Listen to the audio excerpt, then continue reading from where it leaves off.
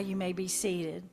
It is my joy and pleasure to introduce our speaker today, Mel Tidwell. Mel was born in Lakeland, Florida. Mel lived on a small family farm. He was a dedicated musician throughout his school years. He joined the Navy at age 18. After submarine training in Groton, Connecticut, Mel was stationed on a submarine in Hawaii. After 10 years in the Navy, Mel left the Navy and started working for Lockheed Martin. Mel traveled the world as an engineer, working on Navy ships in the U.S. and abroad. He left Lockheed in 1996. In 1997, he worked as a boiler technician at Yellowstone National Park. After driving across the U.S. a few times, Mel took a job with Gulfstream Aerospace in Savannah. He eventually returned to Lockheed in Huntsville, Alabama in 2013. There he met his now spouse, John Pruitt, who is our pianist and music director. Mel retired from Lockheed in 2017 and moved with John to their home in Blue Ridge.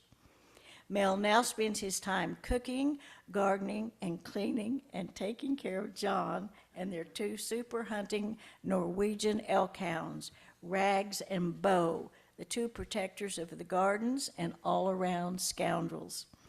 Thanks to the support and love from our congregation and encouragement by John, Stacy, and me, and others, Mel took his stories a step further.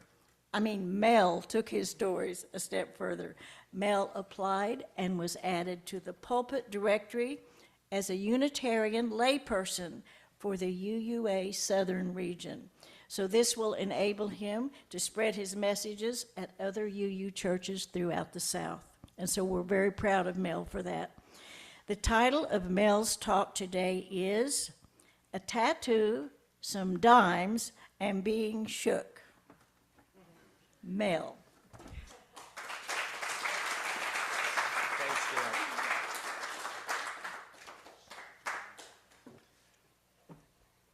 Good morning, everyone. I can't believe I'm back.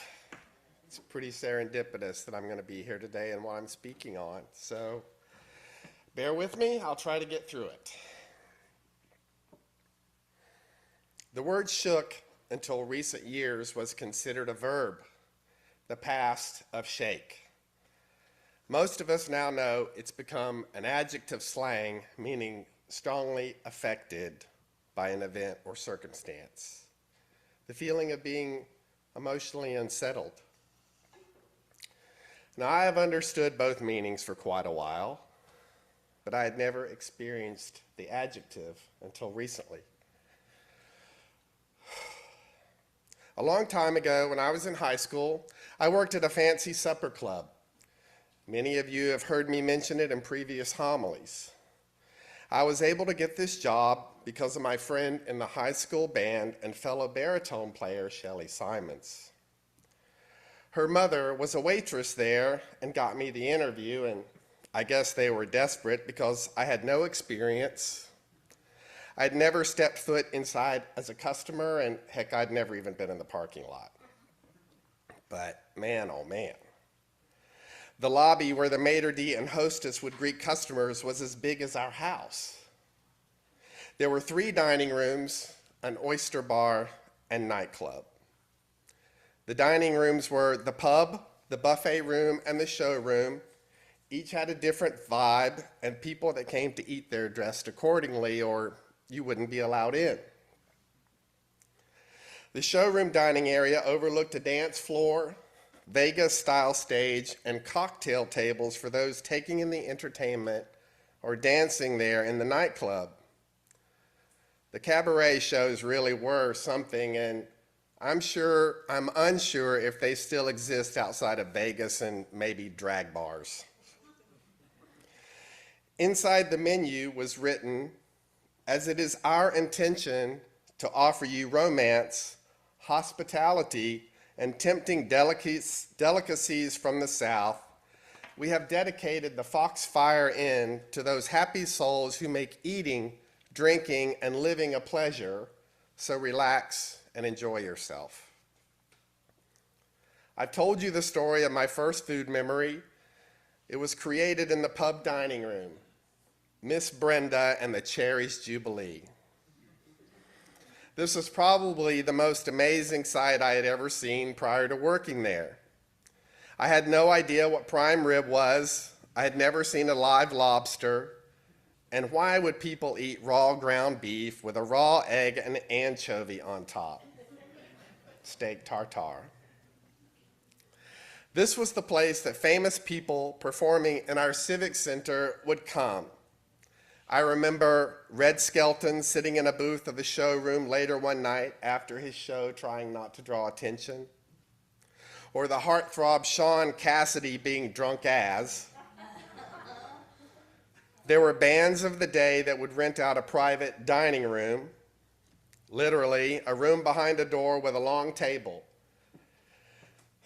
Just imagine someone today that was as popular as the band Styx was in the 1970s, okay with just a bunch of lunchroom tables pushed together with a linen tablecloth. Today you wouldn't be allowed to serve donuts to the crowd off of that, and I guess you get the picture. As you can tell, I have a lot of memories from this place, the Foxfire Inn, wearing those 1970s ruffled tuxedo shirts with them velvet clip-on bow ties, and we were busboys. Have you ever been to a restaurant where the busboys wear that? I was working alongside other bandmates, Shelley, Ray, Susan, and others, bussing tables during dinner and bar backing once they closed. Seeing it through the mirror of the 21st century kind of makes me giddy. Traveling through time, even if backwards, is what fairy tales are made of. But you all know me by now. I can see this time as visionary, really fantasy stuff of a kid stumbling around in a small town, making way more money than he can spend, living this illusion of happiness. But you all know that story. So I need to get on with it. What I haven't told you about is the customers that I've had in my brain. I haven't worked there since 1978, and yet here they are, still with me. An older couple. Back then, I would have said ancient. I'm guessing 70, 80. I will call them Frank and Helen. They came in every Thursday just when we opened, pretty close to 5 p.m. since we had to arrive at 4. We had a half hour to set up the dining room, then they provided us a dinner at 4:30 before service. Actually, many times Frank and Helen arrived early, and I can remember being called away from my dinner to greet them and pour water, etc. I really didn't know why we gave these oldies so much attention. They came every single week, ordered the exact same thing, cheapest on the menu. I'm guessing $10.95, and okay, I know that was a lot of money back then. Steak skewers served with onion rings. I remember 2 giant onion rings piled up on top of the steak skewers, and I had never seen such a thing, y'all. Seeing as I wouldn't get within 10 foot of an onion back then, I thought it was weird and gross. But back to them oldies. There they were, every week, like clockwork. Him with his black suit and her all dolled up. They both had gray hair, and he had some tattoos I couldn't really see. Just an LE sticking out under his sleeve, and it wasn't some fancy glamour tattoo of today. It was more like the jailhouse ones my daddy's brother, my Uncle Sterling, had. It's such a clear memory that I've recalled them throughout my life. Like when I took my bestie Ray out to probably his first nice dinner. There was this hidden little Italian restaurant in Waikiki. It openly accepted the gay community even way back then. It was owned by a lesbian and called Mother's. The food was to die for, and I remember Ray had never eaten escargot or lasagna, and to be honest now, neither had I. But we won't tell him that. He might be listening on Zoom. If I close my eyes, I can still taste that lasagna. The pasta was homemade and so thin, and the ricotta filling was so light and flavorful. With my food knowledge I've gained over the years, I fully believe it too was homemade. But I remember sitting there that night being so excited to be out having a great dinner. It was no Foxfire Inn, but still special. I think I was maybe 23. I was probably wearing some outlandish outfit like this salmon pink tuxedo that I owned. My sister Daphne still has it and showed it to me on my last trip to Florida. You guys remember Miami Vice? Remember them jackets they wore in the pastel colors and the sleeves pushed up? And yeah, that was me. I spent way too much money on clothes back then, but I remember Frank and Helen coming to my mind. Him in his suit, just a plain black suit, and her in a nice dress with her makeup on. Okay, sorry.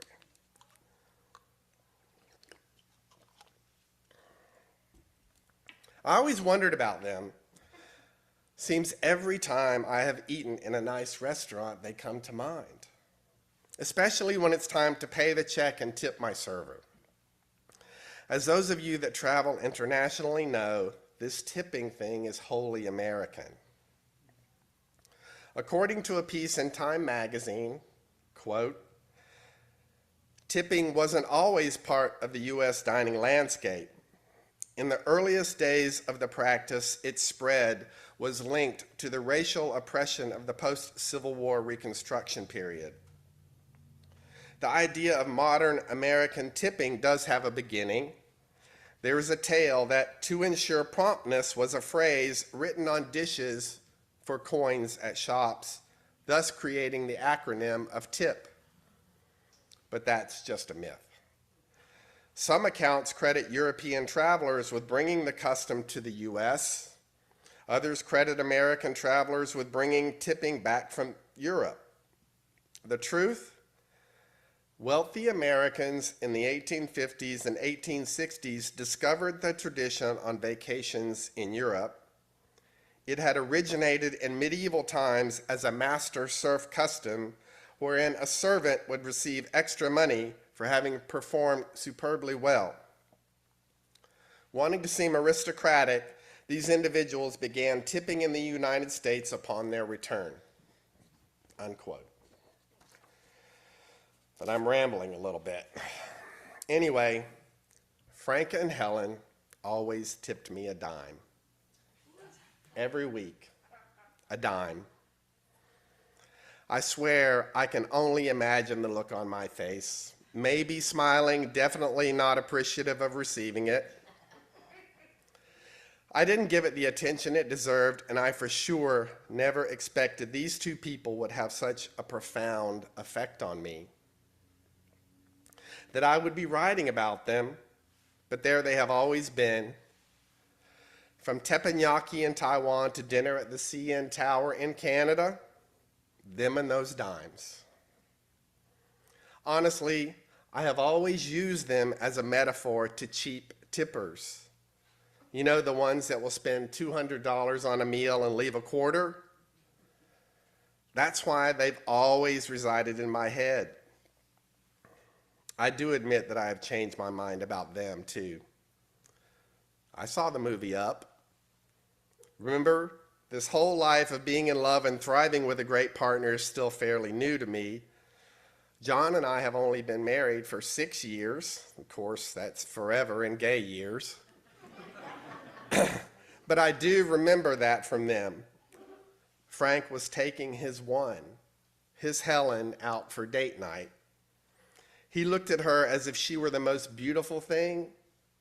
He always helped her with her coat and held her hand, mushy. Back then as a teenager, I'm sure we made fun of them, but I get it now. I have that. I get to be the one looking across the table. But back to Frank and Helen. I had been writing a homily around happiness, and they were the stars. Their story has now changed. They deserve a much bigger role in my life than an example of happiness. I can see them staring at me right now, and now I wish I could get those dimes back. I wish I could graciously sit with them for just a spell and make them feel special. You see, last year, I watched a program on public television called The U.S. and the Holocaust. I haven't been able to watch the entire series because sitting there that day, watching our history, that's when I was shook. That new adjective meaning, the one I'm sure I rolled my eyes at more than once. A fleeting image of a man flashed across the screen, and I felt tears welling up into my eyes.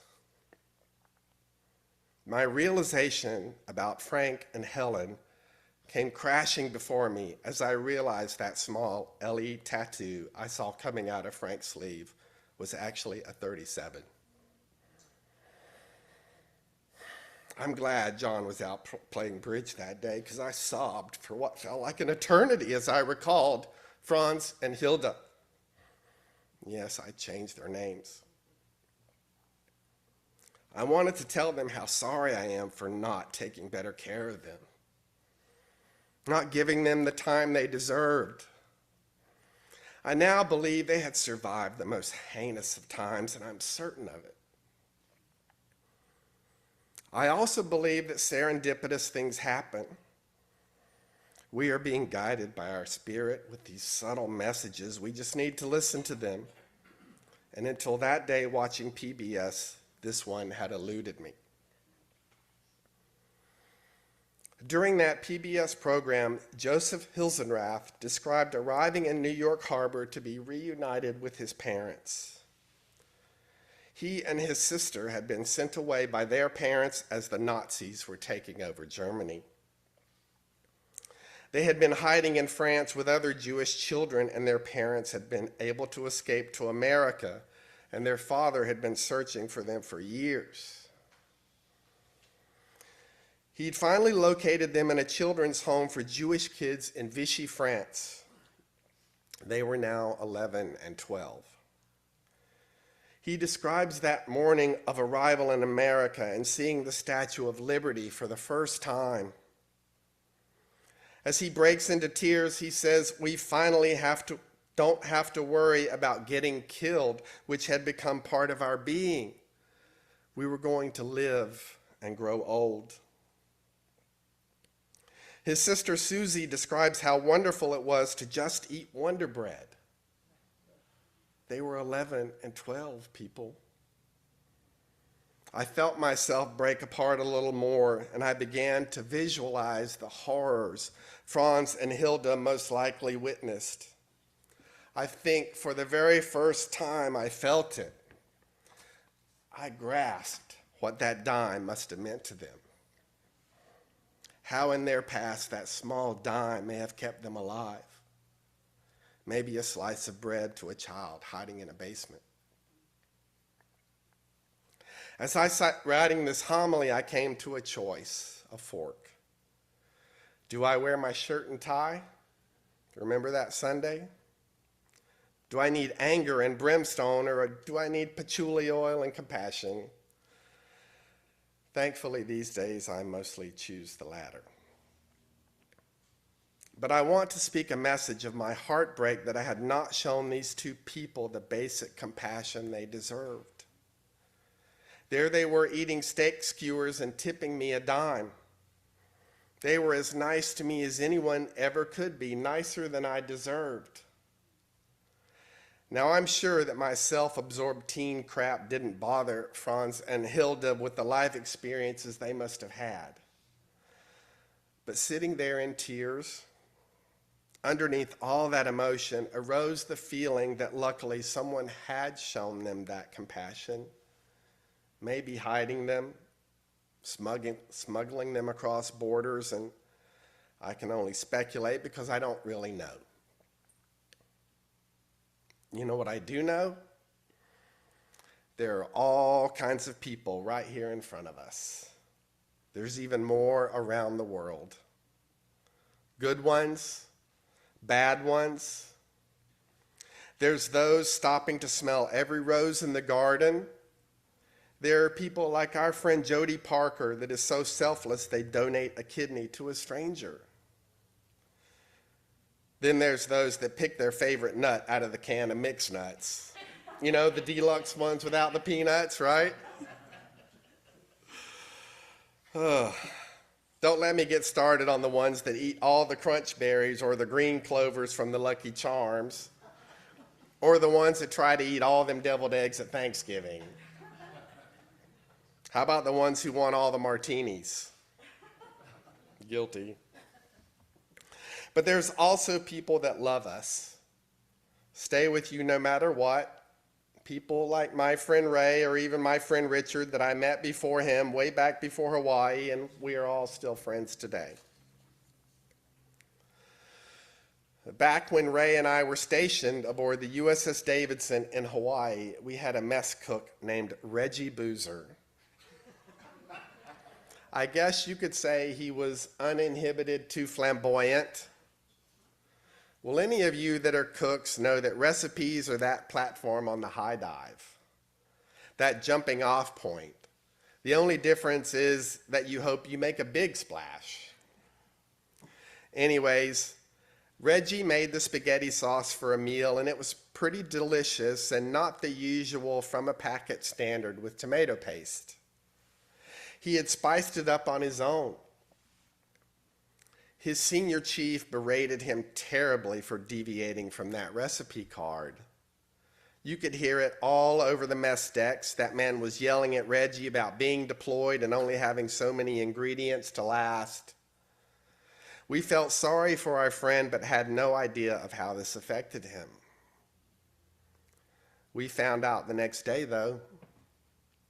Reggie was assigned to make the potato salad for the salad bar at lunch. 25 pounds of it. I had watch duty, so was in the head of the line so I could eat and relieve the watch, and I loved potato salad, so I grabbed a big giant scoop. I sat down and dug in. Yep. Reggie had followed the recipe card to a T, and nowhere did it say to cook them potatoes.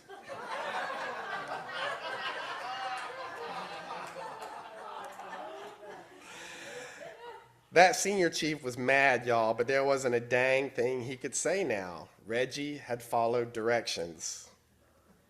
Now, I'm sure that if Reggie had been pulled aside, shown some compassion, and quietly told about the spices, this would not have happened. Just like I would not be here lamenting how horrible I treated Hans and Hilda.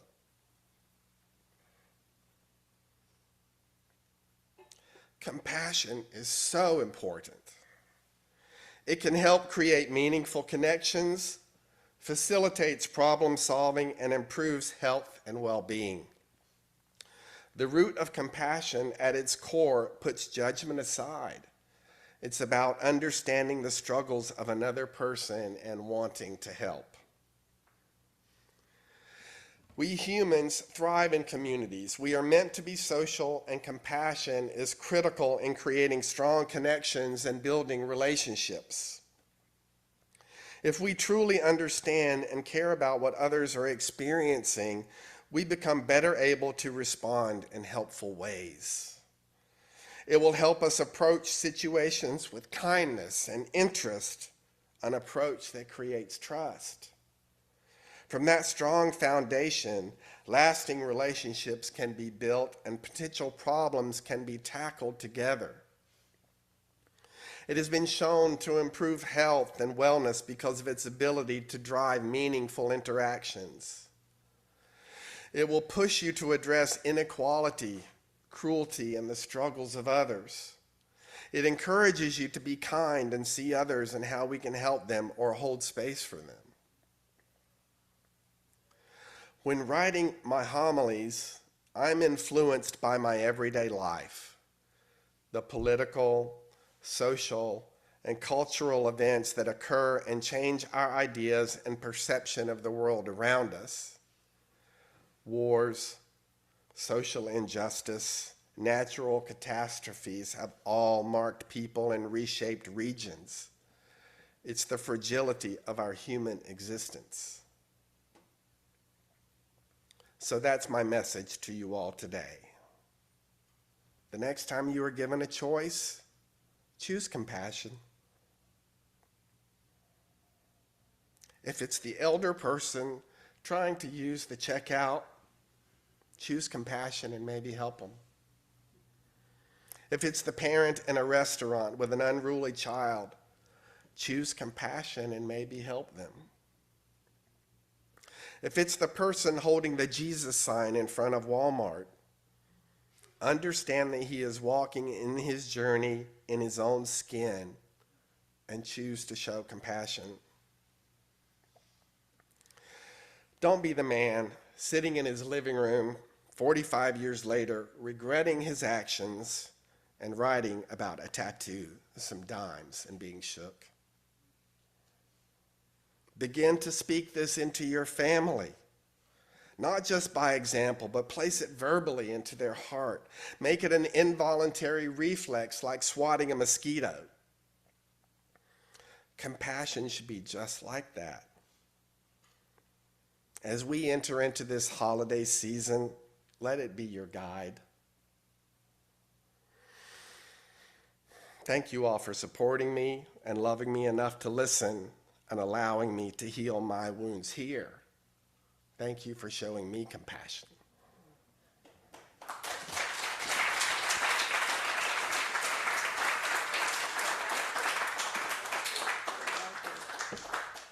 Who among us could be the least bit surprised that Mel would talk about compassion? Oh, God.